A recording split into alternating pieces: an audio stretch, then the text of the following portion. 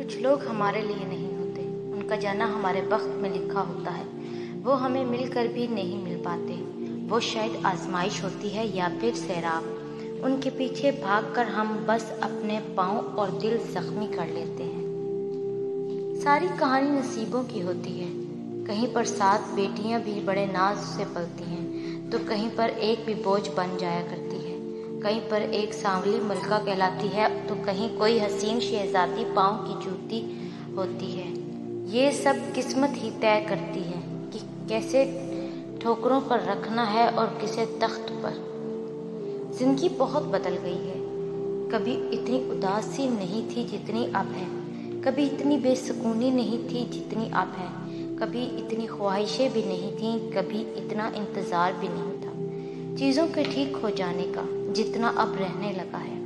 कभी रवैये इतना परेशान नहीं करते थे जितना अब करने लगे हैं। इंसानों को इंसानों की तरह ट्रीट करें। अगर आपको आपके हर रवैये को खामोशी से बर्दाश्त कर रहा है, तो उसका मतलब ये नहीं कि उसके मुंह में ज़ुबान नहीं, बल्कि उसकी परवरिश अच्छी हुई है।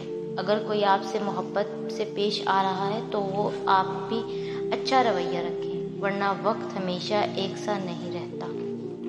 जिन्हें अपनी गलती का एहसास न हो, उनसे दोबारा ताल्लुक़ रखने का ये मतलब होता है कि बंदा उनसे कह रहा हो कि इस बार ठीक से जलील करना, पिछली दफ़ा कुछ कसर रह गई थी। कोई इंसान खुद को बदलना नहीं चाहता, मगर ज़िंदगी में आए हादसात, ज़िंदगी के उतार चढ़ाव सब कुछ बदल कर रख देते हैं। मगर ये बदलना सिर्फ शाम ढलने तक बरकरार रहता है। रात की तन्हाई में इंसान अपने अंदर के असल इंसान से ज़रूर मुलाकात करता है, जो उस तब्दीली से हैरान होता है। उससे कई सवाल पूछता है, तो खुद को समझाना पड़ता है कि अगर ज़िंदगी का सफ़र तय करना है तो बदलना ज़रूरी है, वरना ये सफ़र बहुत मुश्किल हो जाएगा।